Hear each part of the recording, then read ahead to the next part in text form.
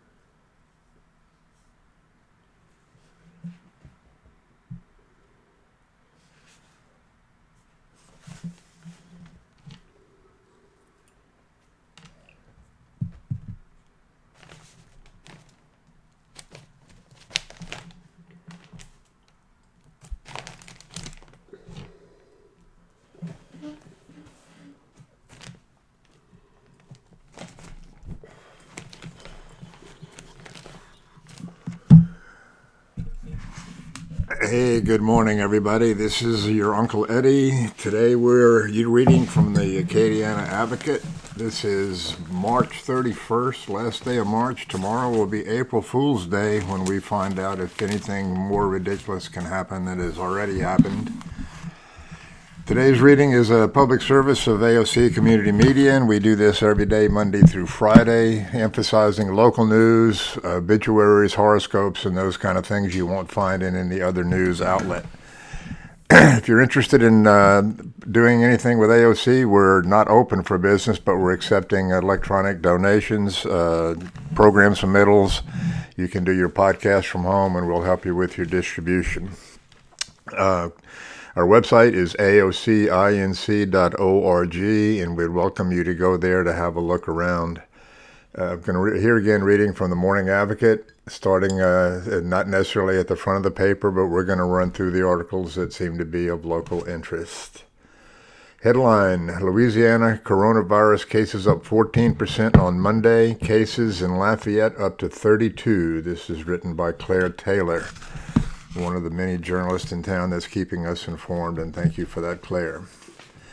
Positive cases of coronavirus are up 14% overnight in Louisiana, according to the Louisiana Department of Health and Hospitals. Lafayette Parish saw an overnight rise of 32 cases up to 82.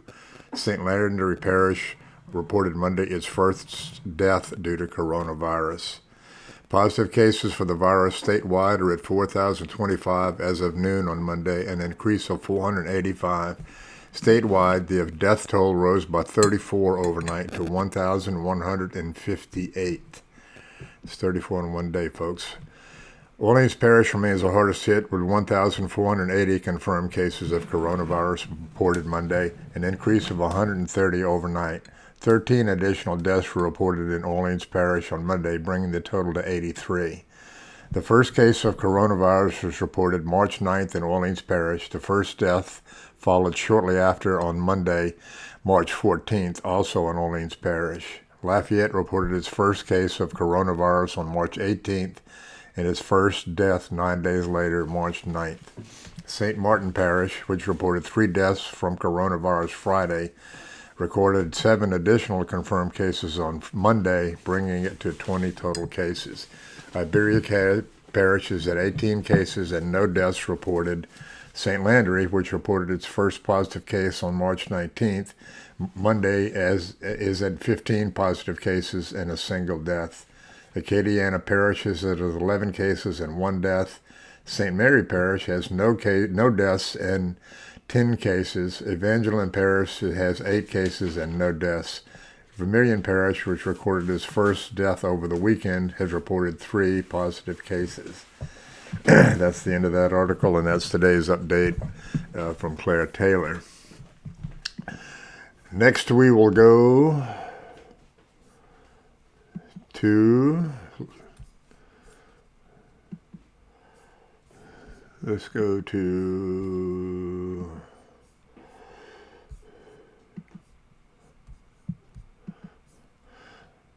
Lafayette General Foundation launches a COVID-19 Employee Assistance Fund. Lafayette General Foundation, a philanthropic arm of the Lafayette General Hospital, General Health, on Monday announced the launch of a COVID-19 Employee Assistance Fund to support healthcare workers and their families experiencing unexpected emergency expenses during the coronavirus crisis. Dollars raised will be used for unexpected expenses as well as providing meals and snacks for those working long hours through the health system. Employees can apply for support through the fund. Many concerned and grateful patients, business owners, and community members have reached out to us to offer to support our large workforce of caregivers, says Lafayette General Foundation Executive Director Nancy Broadhurst. We are asking all who are able to please consider contributing to the COVID-19 Employee Assistance Fund to support our brave and dedicated healthcare workers who are comforting and caring for our loved ones, she said. The COVID-19 Employee Assistance Fund is an extension of Lafayette General Health's internal Employee Assistance Fund, supported by the health system's employees and physicians who donate annually to help fellow co-workers in times of financial crisis and hardship. Donors are encouraged to visit Lafayette General online and to select the default Lafayette General Foundation as an entity to support and to designate their gift to COVID-19 Employee Assistance Fund. Those with an account in place can also support the Lafayette General Foundation through Community Foundation of Acadiana Giving South Louisiana Giving Day. For further information, if you have questions, please call the Lafayette General Foundation at 337-571-0080. We'll read that again, 337-571-0081, or email to the foundation at lhg.org. Good way to help support the local people who are working to help us. 100 Lafayette residents hospitalized with the coronavirus. This is also written by Claire Taylor. It's yesterday afternoon at 6:45. Scroll down to the words. More than 100 people, either confirmed coronavirus patients or those suspected of having the virus, are currently being treated in area hospitals, some of them very ill in intensive care, the area's top health officials said on Monday. Our hospitals are starting to feel the strain, said Tina Stefanski, Public Health Director of Region 4 with Louisiana Department of Health, said at a news conference on Monday. Stefanski again declined to release demographic details about coronavirus deaths or cases in the area, but offered that there are more than 100 people with the virus or suspected of having the virus in hospitals in Region 4, which includes the parishes of Acadiana, Evangeline, Iberia, Lafayette, St. Landry, St. Martin, and Vermilion. As of Monday, 7 Acadiana residents had died from the virus. On March 23rd, there were 9 confirmed cases of COVID-19 in Lafayette Parish. A week later, DHH reported 82 cases, an 811% increase in a single week. In the 24 hours between Sunday and Monday, an additional 32 cases reported in Lafayette Parish.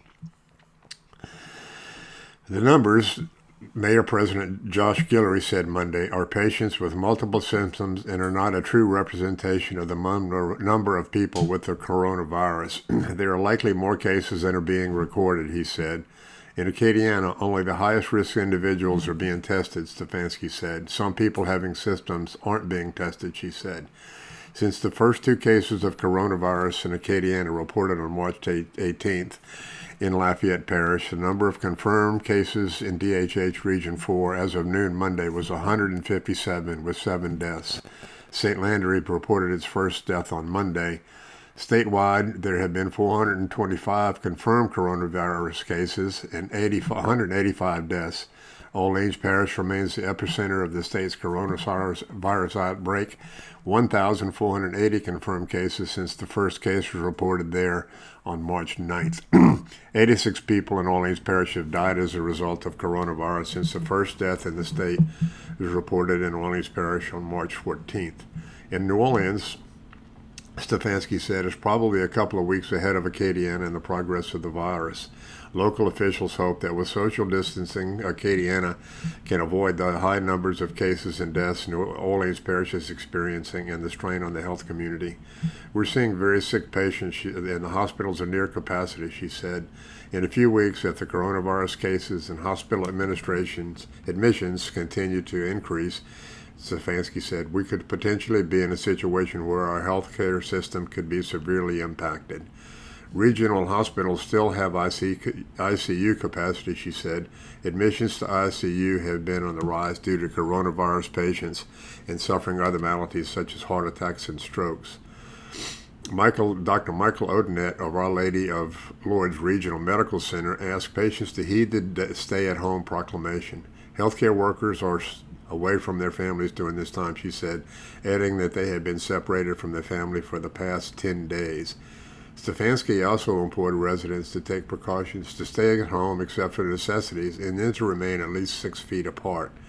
Officials have received calls about people having crawfish balls and pool parties, of families going shopping together, of people shopping from home for home supplies, Guillory said. That newly renovated kitchen or recreational space won't bring much joy to a family if the price includes a severe illness or death of a loved one, Guillory said. If you consider yourself a patriot, he said, if you consider yourself a person of faith, if you have a good social conscience, this is a time to demonstrate to yourself, your family, your neighbors, and your friends exactly what that means. It means stay at home, folks. Pretty simple. Next, we will go. This is one for the college kids. I'm going to read 2 articles related to the UL, to the school's grading system. We'll start with the UL. UL system member campuses are considering grading changes and allowing late withdrawals. This is written by Ken Stickney, a staff writer. Here again, we're reading from the Acadiana Advocate. University of Louisiana member universities may be issuing statements soon about student grade policies, withdrawal dates, and more of the spring semester as the state's largest public college system forges ahead academically during a global pandemic. The system office is sent to its campuses. The University of Louisiana at Lafayette is the largest among them. Suggestions for how to deal with grades and withdrawals, emphasizing a student-centered guidelines that campuses might use. Individual campus policies should be filed with the system's provost's office by Tuesday, spokesman Cami Geschman said. While our university have done an incredible amount of work to transition to new course delivery formats, as well as to provide services in a shifting environment, we must recognize the fact this is a significant disruption is difficult to our students. The system said in introducing the 2020 spring semester guidelines. Unfortunately, due to this shift in operation, not every student is in an environment that is conducive to learning. In short, system spokesman Cami Gishman said, students now attend through online classes are not necessarily studying in the same format for which they initially enrolled this semester. The move to online-only class courses occurred as campuses began closing in the face of COVID-19 and the novel coronavirus that is posing a global health threat. We're looking at a more convenient drop dates, Gishman said, including dropping at the conclusion of the academic term. A lot of institutions may give a W for withdrawal after the final grade, she said. I think that ultimately that's where we might be. It's not necessarily the easiest way to learn. In providing guidance to the member UL systems, the system office said, these are extraordinary times for our faculty, staff, and students, and while our universities have done an incredible amount of work to transition to new course delivery formats, as well as to provide students in a shifting environment, we must recognize the fact that this significant disruption is difficult for our students. Unfortunately, due to this shift in operation, not every student is in an environment that is conducive to learning. Since these circumstances are beyond students' control, we do not want to see academic progress impeded because of the current health emergency. During this time, one of our top priorities is to support student learning. However, flexibility, which allows for students to handle their own personal situation in relation to COVID-19, must be provided. Issues to navigate, Skessman said, including the pass-fail grades that might not always work for the student's best advantage. For example, P through F grades may not transfer to some academic institutions and may not help students who are seeking to protect their tops or awards. Some students may need an A or a B rather than a passing grade, which would not provide quality points that would help the student's grade point average. Gisham said member institutions are sending their tentative guidelines first to the system office. That deadline is today, Tuesday, where system provost Jeannie Kahn will review them. Geshman said the chief academic officers at the individual campuses will be participating in developing the guidelines, which were first sent to the system office. Geshman also said that 2,500 students remain on the 9 campuses, including 800 at UL Lafayette. She said some students remain on campus because they have nowhere to go, and that includes international and out-of-state students. Other students remain because they don't have internet access at home, which is necessary for doing their online coursework. At ULL, the campus is now allowing students to eat for free through the campus dining hall. UL Lafayette spokesman Eric Marin said campus leaders are discussing whether summer courses will be offered online only or if the coronavirus threat isn't lifted. Geshman said continuing online-only courses for the summer will reflect a national trend, although no decision is made by the system or its member institutions. That's the end, written by Ken Stickney. The coronavirus pandemic hits oil and gas industry, means loss of jobs and state revenue for Louisiana. Written by Tyler Bridges. As the price war and the coronavirus caused the collapse of the global economy, have smacked Louisiana's oil and gas industry with a devastating 1-2 punch. West Texas Intermediate, the U.S. benchmark price, reached $20.25 per barrel on Monday, a price not seen since 1999.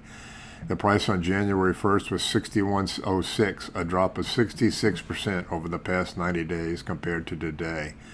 The world has so much oil that producers are beginning to worry that they will soon have no place to store it.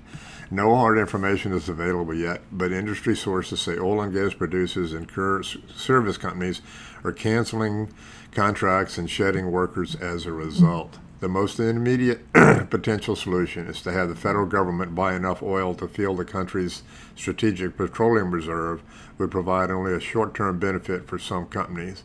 The overall situation is an existential threat to companies, said David Desmuke, executive director of LSU Center for Energy Studies. Nobody is walking out of this unscathed. It is truly sobering. The price drop will have major implications for Louisiana. Even though the economy has diversified since the mid-1990s oil bust, today direct oil and gas sector jobs account for nearly 2% of the state workforce and about 6% of the state revenue, said Jim Richardson, an LSU economist. The fallout will be particularly difficult for oil-dependent Houma and Lafayette, although Lafayette has diversified its economy in recent years. The layoffs have already begun in Houma, which is particularly dependent on offshore oil and gas production, said Matt Roquart, the executive director of the state-funded Terrebonne Economic Authority. People are trying to figure out how this will play out, he said.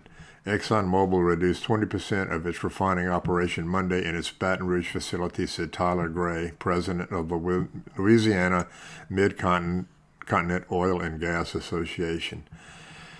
The heady days when oil fetched $100 per barrel in Louisiana in 2014, where prices began to fall. By the end of 2019, prices had bounced back enough that the forecast for 2021 looked promising, said Lauren Scott, economist who closely tracks the industry. But prices began to drop sharply in January as the coronavirus racked China's economy and their demand there for oil and gas dried up. Prices plummeted in March as the coronavirus became a global problem, and Saudi Arabia and Russia both increased production to try to force the other into cutting its output. Oil companies have been cutting the heck out of their capital budgets. $1 million cutbacks, said Scott. If a project hasn't started, they'll delay it. They're going to their suppliers and saying they have to cut them. In the short run, it's not happy for the state of Louisiana. The Trump administration has tried to exert its influence with Saudi Arabian government.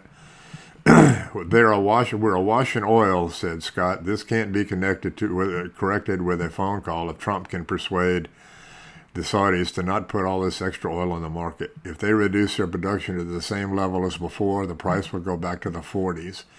U.S. Senator John Kennedy, a Louisiana Republican, said he participated in a conference call last week with a dozen colleagues from energy-producing states with the Saudi Arabian oil minister.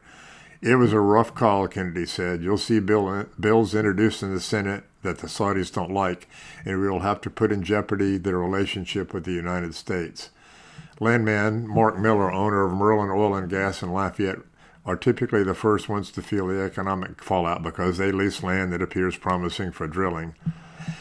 Today I see my business and the business of others in complete peril, Miller said. There's no need for new drilling when the prices are this low. Gifford Briggs, president of the Louisiana Oil and Gas Association, said a recent survey of members indicated that independent drillers and service companies will probably reduce their job force by 60% to 70% in the coming 3 months. In January, Louisiana had about 34,000 workers in the oil and gas business, and their spending multiplied throughout the economy. As one operator told me, if prices aren't recovered to 40 by June 1st, there will be a bloodbath, Briggs said. The bloodbath could extend to the state's finances. For every $1 drop in oil over the year, the state loses about $12 million in revenue. State officials are expecting a price of were expecting a price of $59 a barrel in 2020.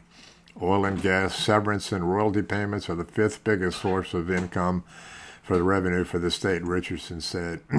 Briggs and Gray would both like to see the federal government buy the 77 million barrels of oil needed to fill up the strategic petroleum reserves, serves as a sort of an oil bank. For a small company, it would be a bigger deal, said Gray, who represents the major oil companies. For our folks, it would be a case-by-case basis. Kennedy said Energy Secretary Dan Brule told him that he believes he can find the money in his budget to buy the oil. At $38 a barrel, the cost would be about $3 billion. Two of those sites are in Louisiana.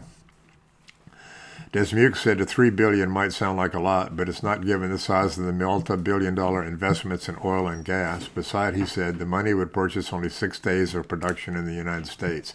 Still, Briggs said that it would be meaningful to his members, even if the selling price is $20 per barrel. It's still better than zero, he said. So that's your oil and gas report. Let's take a quick look at how home sales are doing. Home sales in the era of coronavirus are slowing Lafayette Parish's hot start for 2020. This is written by Adam Daigle. Adam says, here we go. The hot start to home sales in Lafayette Parish and elsewhere in Acadiana has slowed due to the coronavirus and may continue for the next 2 to 3 months. Data from analyst Bill Bakke with MarketScope Consulting shows that the home sales in March in Lafayette Parish compared to March 2019 are down 14%. Dollar volume is down 12%. Pending sales are down 8%, and the pending dollar amount is down 14%. In Acadiana, home sales are also down 12%. Dollar volume is down 50%. And pending sales are down 9.25%. Those gaps will lessen slightly once data from Monday and Tuesday entered before the month's end, Bakke said. That's the later months that will give a more true indication of COVID-19's effect on the real estate market. I don't know what we should have expected with this, said Jim Keaty, owner of Keaty Real Estate and president of the Realtor Association of Acadiana.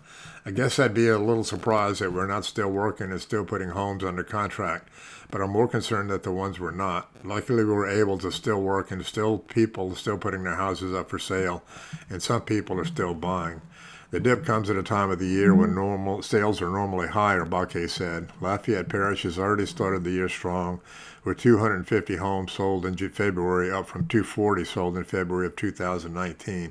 To put a number sold so far this year at 544, that's up 32% from the 411 sold in the first 2 months of last year, the data shows.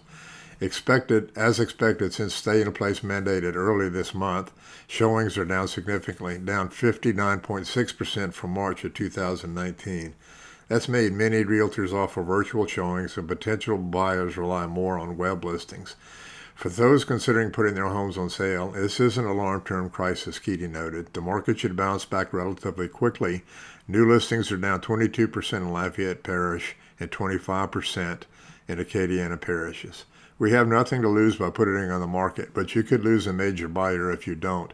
These people that are looking out there right now are very serious, and they're not looking at a bunch of houses. They're probably looking at 1 or 2.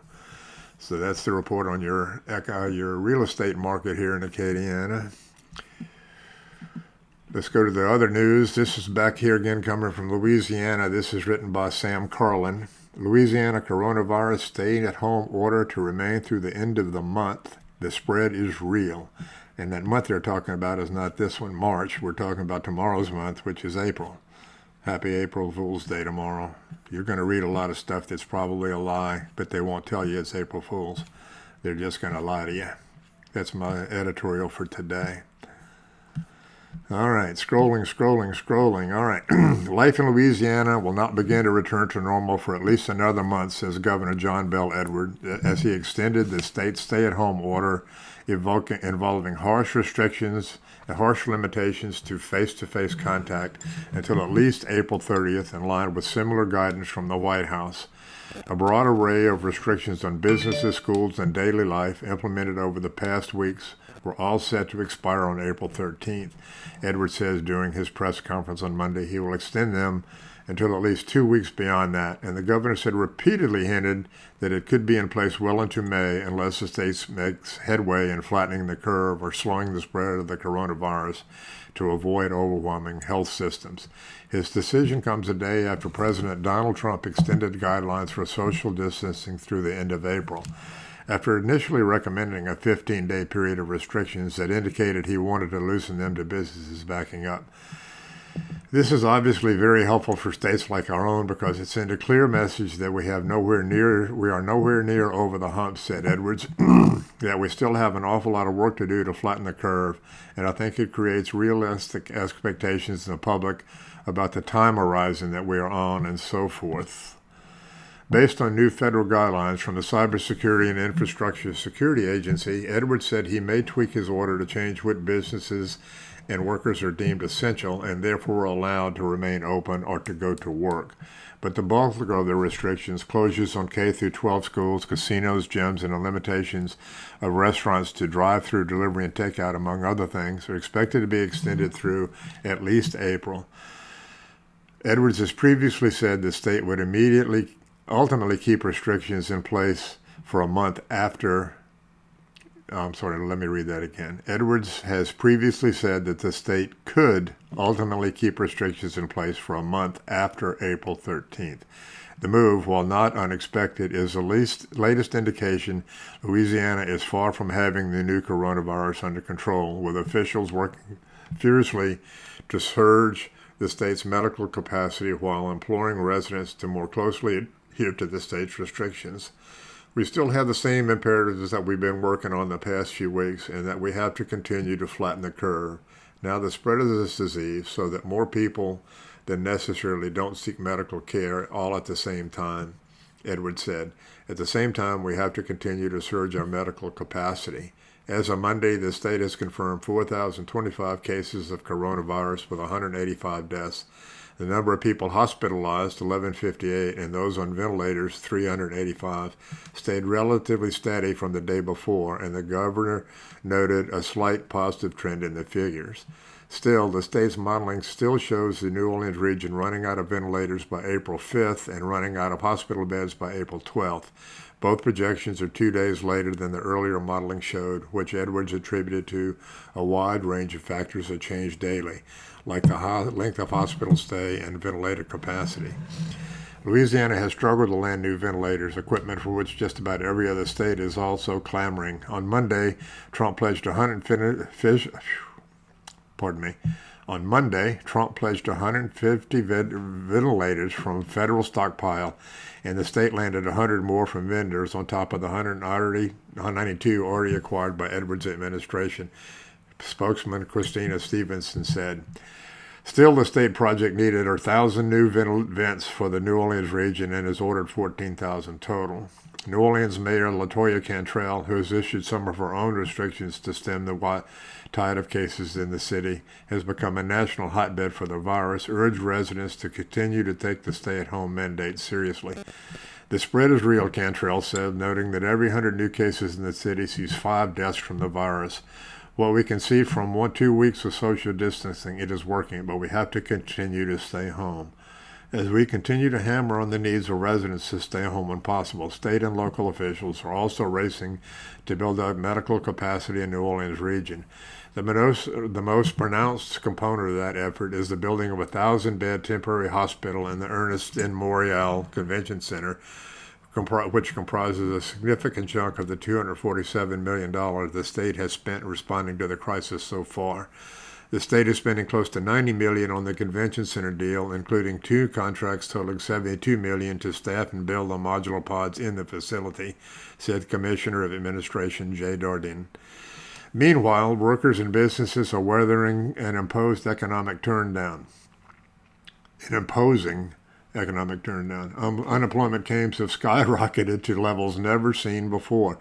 Food stamp collections are through the roof. The first wave of $2 trillion in federal stimulus package will begin flowing in the state in businesses and residences in the coming weeks. Marquita Walters, head of Louisiana's Department of Children and Family Services, said Monday thousands of Louisiana households who receive food stamp benefits will see a boost in this supplemental nutrition assistance SNAP cards after the state got a federal waiver allowing it to boost every recipient to the maximum amount allowed. That move will bring an extra $43 million per month in federal food assistance to about 265,000 Louisiana households, according to DCFS. The maximum monthly food stamp benefits range from $194 a month for a single person to $646 a month for a family of four, with increasing benefits for larger households. Work requirements for the program have also been suspended. As medical workers continue to face shortages in personal protective equipment like masks and gowns, requiring them to reuse old gear and stoking fears of spreading the virus, Edwards said the race to find more gear is looking more promising. A federal effort to ship more gear into the U.S. and pass it to vendors and states should get more equipment into Louisiana, Edwards said. It is our expectation over the next several days or week or so that protective equipment supplies will be becoming a little bit more robust, Edwards said. That story was brought to you by Jessica Williams. Here again, my name is Uncle Eddie. I'm reading for the Morning Advocate. This is AOC Community Media. We bring you the news Monday through Friday. Try to keep it to the local interest stuff, the information you won't hear anywhere else. And this is an assistance to people with some sort of reading impairment, distraction. The boss won't let you read at the desk, you're vision impaired, and so forth. Appreciate it if you'd share with your friends that this service is being offered. Not everybody can get their news from the internet. Okay, next we're going to go to the headline. Louisiana colleges address grades cheating as classes go online after the coronavirus. This is in addition to the UL story. This is written by Brooks Cabina, a staff writer. You get pictures of kids walking around on campuses and pictures of kids looking at their computers and pictures of pictures. And here we are. Tony Weiss set the laptop on a red picnic table and watched her students pop up one after another, 160 total, until their faces crowded her computer screen in 25-person clusters. One student was shirtless, some were slouched into bed, others were sitting with notebooks as they had any other normal setting, not in a digital classroom, in an online chat room. Welcome to Introduction to Microeconomics, a course Weiss has been teaching at Tulane University since 2006. Normally, the professor would be standing in front of an auditorium, but in this age of the new coronavirus, the sickness that has spread globally and chased communities into mass quarantine and isolation.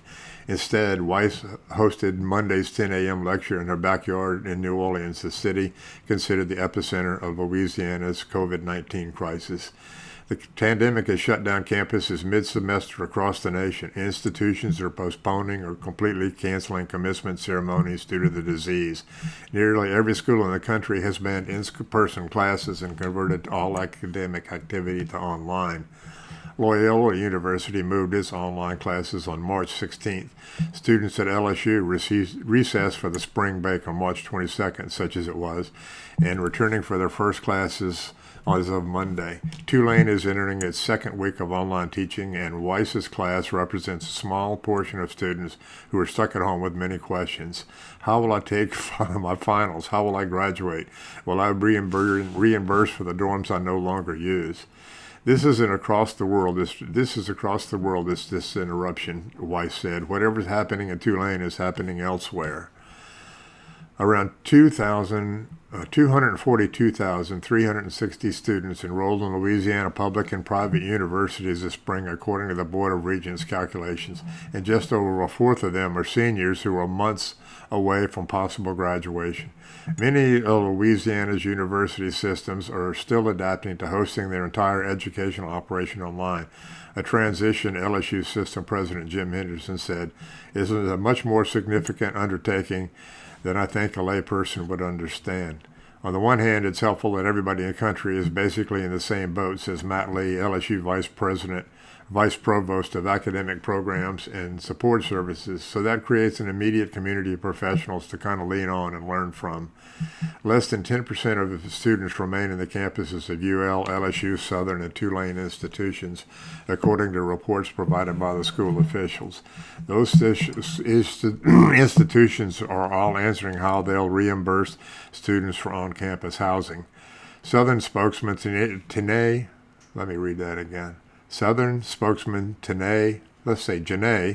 Tate says 126 of over 2,000 students in on-campus housing were left in its Baton Rouge campus as of Monday. An exodus spiked once students who applied for emergency funding received money for gas tickets and airfare. Pockets of students still remain near their campus, hunkered down in off-campus apartments and houses. Reed Hauser, a 25-year-old Tulane law student in his final semester, still lives in an apartment in uptown New Orleans with 3 other roommates. The 5th roommate returned home, Hauser said. The rest have self-quarantined, leaving the apartment only for brief grocery trips or food pickups at local eateries. It's very surreal, Hauser said. We have no idea what's going to happen tomorrow, who's going to be sick tomorrow, whether it's a professor or classmate. So we keep trying to keep it together, but not really trying to think about it too much. Meanwhile, professors are figuring out how they'll administer lectures and assignments, especially final exams, over the internet for the rest of the semester. Tina Golding, Southeastern Louisiana's provost and vice president of academic affairs, said the Hammond campus is leaning on 7-member task force, the Center for Faculty Excellence, to explore options beyond traditional exams. Some options include open-ended scenarios with students that free students from multiple choice projects writing a thesis. Professors could also video chat with students individually and assign them a random question. One size does not exist, says Mary Ballard, the task force director. We try to put out all kinds of options. Of course, there are some classes in which traditional multiple choice exams are unavoidable. Most schools already have exam applications built into their official databases, platforms such as Moodle and Canvas, but then administrators run into a bugaboo, the cheating. Online products called ProctorU is a commonly used accountability service, a proctoring program in which a student logs into a testing database and services employees watches the students via webcam. However, a student must have access to a computer with a webcam. The service also isn't free, and various companies could require students to pay anything from $3 to $25 per exam. Excuse me 1 second, gotta have coffee. Sometimes you got to have coffee. There's a bigger hang-up. A bylaw within the Southern Association of Colleges and Schools prevents schools from requiring a student to pay for class services they weren't told initially they'd have to pay. That scratches out nearly every class in Southeastern except nursing programs, Golding said. Professors can still use free services like Zoom and Google Meet, but they must also serve as their own proctors. LSU issued an official release to its students on Monday that all students will not be charged for additional fees for proctoring services. Tulane has existing contracts with proctor services, so students don't have to pay, but Weiss still feels the university can find a more effective option without putting more stress on students during an already stressful time. Our goal is for the students to learn the material, Weiss said, and finding that it's the best way for them to do that. Cheating these large stakes exams in which there's online monitoring, that's a super stressful for students. They may not be the best way for them to learn the material. Some school departments, like Tulane's Law School, have alleviated that stress by making all classes either pass-fail, a move that several schools and departments are considering, although LSU's lease said it would almost also include negative ramifications. Some schools don't transfer a pass-fail classes, and students counting on GPA changes, students who are in academic probation or who are applying for grad school won't benefit from a blanket pass grade that doesn't change their point total. Tulane spokesman Mike Sketcher said the university's undergraduate programs are moving towards giving students an option: take a letter grade or replace it with a modified pass-fail option. Meanwhile, Weiss has instructed her weighted Meanwhile, Weiss has restructured her weighted point system, pulling some points away from midterm and final grades and instead rewarding students for logging into video classes, for watching the videos she posts, and for reading newspaper articles and writing analysis. We're really just trying to engage them and encourage them with content, Weiss said.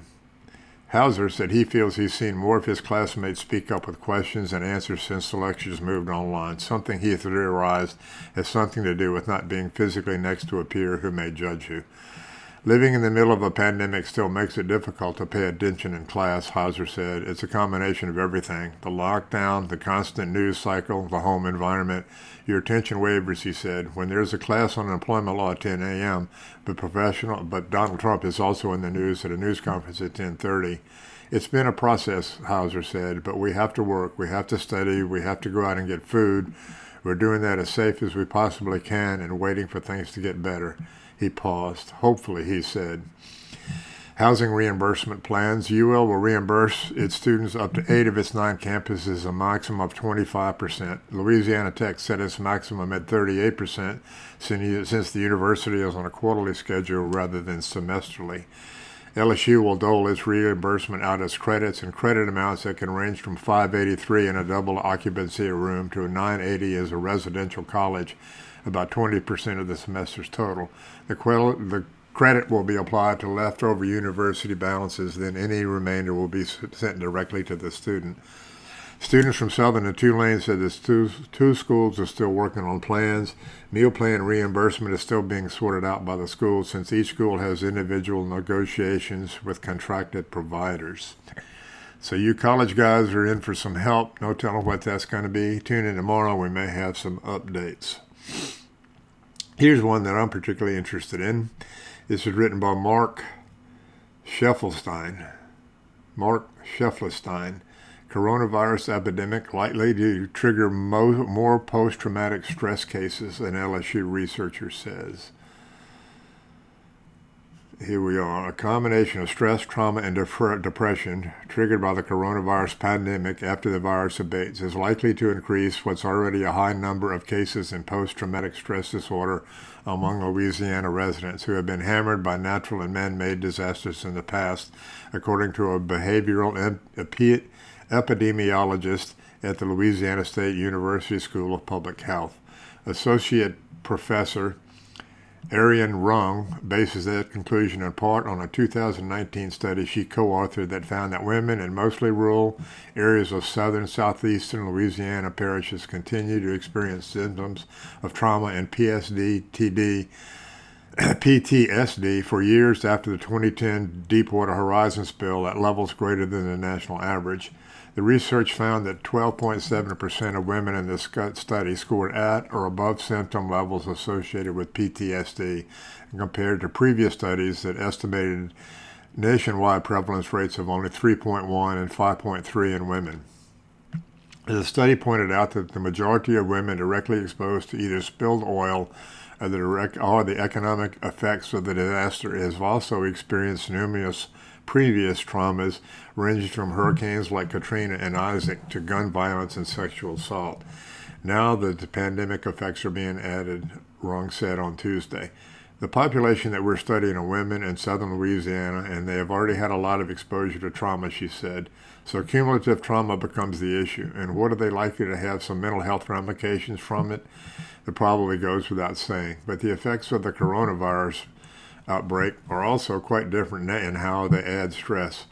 First, because exposure to the virus includes the fear of catching it, the incessant drumbeat of news stories describing the risk, the shelter in place and the social distancing rules forcing people inside, the potential loss of jobs and income, and of course the potential that you and your loved ones will catch the disease and die from it. And unlike with Katrina and other hurricanes, and even with the oil spill, the effects of the virus are so widespread that traditional assistance from outside of Louisiana is less likely to occur. The rules limiting social contact with family members and with neighbors, are likely to disrupt the traditional role in staving off stress, anxiety, and depression linked to PTSD, Rung said.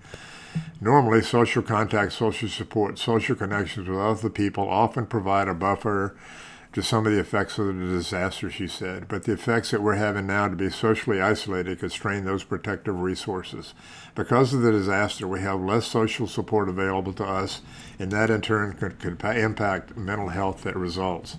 The public is being told that technological advances, the use of the internet especially, can cut the effects of social distancing, but many either don't have access to the technology or don't know how to use it. There's already a lot of disparities between people, race, class, economic, and education, in terms of the benefit that they can get from the kinds of social resources that can help prevent mental illness, Rung said. To offset those effects, individuals and families must make efforts to find alternative ways of connecting with friends and neighbors, she said. I think we still have the ability to go outside and do some modified recreation, going for a run or going for a walk, as long as you maintain the appropriate physical distance support, she said. And to the extent that the people have technology available to them, I think they should stay in touch as much as possible. I think people can be checking in out on their relatives and their neighbors through telephones. Telephones still work, she said. Often running an errand, to visit or talk, all of those things are still very, very important. I think it's extremely important that we keep in social touch while keeping a physical distance. That's all good sense, folks. This is a minor editorial. You got to take care of your brain. That means get a little exercise. Don't just sit back and let this happen to you. You're going to be proactive. Okay, we're getting close to the end of the stuff I have to read. I'm going to pull out the horoscopes here. That's not on the internet. It's in the hard copy of the paper.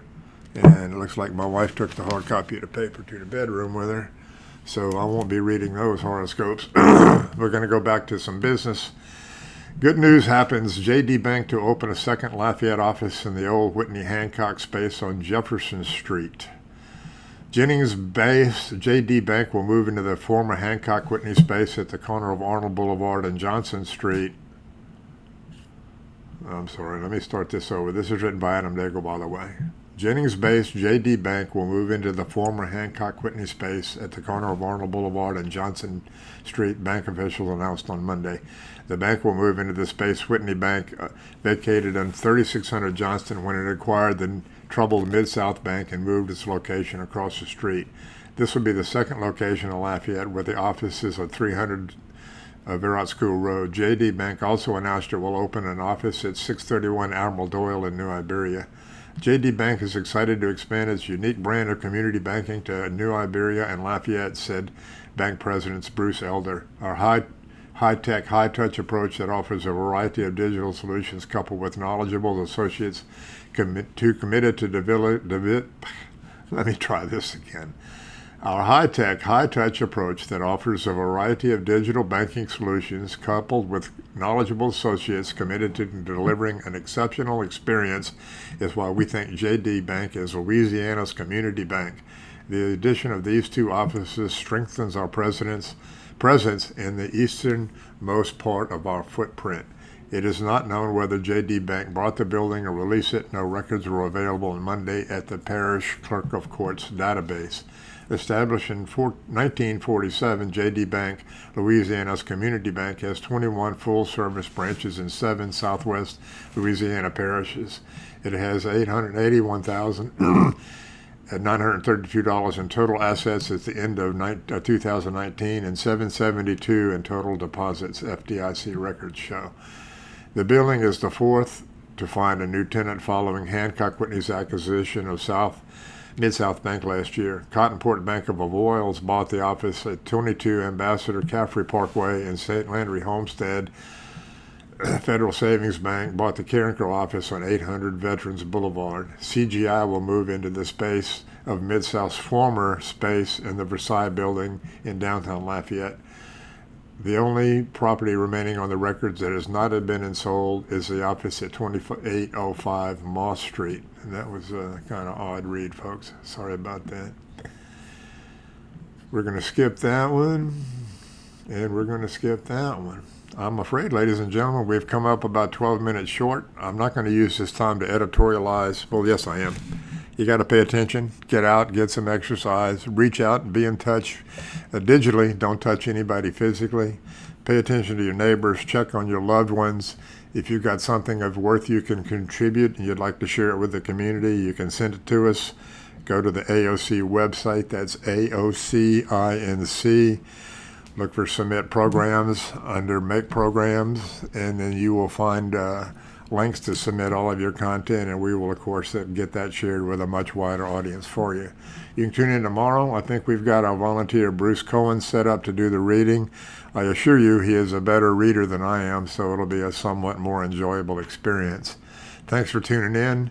This has been the AOC Community Media's reading of the Morning Advocate.